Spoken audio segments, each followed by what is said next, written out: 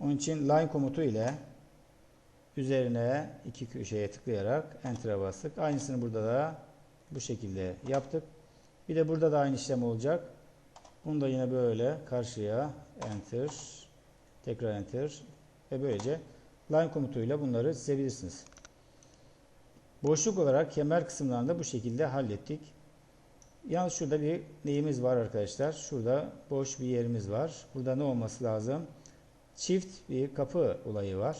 Şeklimize bakalım. Şurada çift kapı yapılmış. Biz de bunun aynısını bu şekilde yapabiliriz.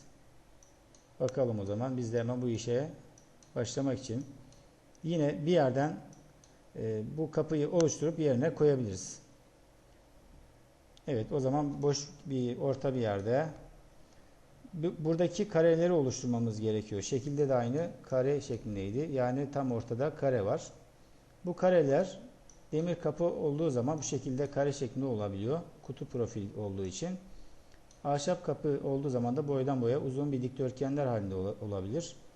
O zaman buraya şimdi biz kareyi çizmek için res komutuyla Enter'a basıp bir kenarda yapıyorum. Tıklıyorum bir yere. Yalnız bakın layer olarak farklı bir layer'da olduğumu da gördüm. Hemen vazgeçiyorum o zaman SC ile. Tekrar doğru olan layer'a dönüyorum. Tekrar Rec yazıp Enter'a bastım ve tıkladım. Buradaki kareyi biz kutu profili olarak 5'e 5 yapabiliriz. O zaman et ifadesinden sonra 5,5 yazarsam bu kutuyu burada oluşturdum.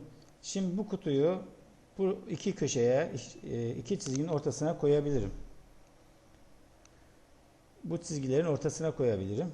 M Enter deyip bunu seçiyorum. Kutuyu Enter deyip şunun orta noktasını, bunun düşey orta noktasına bunu ne yaptım arkadaşlar? Taşıdım.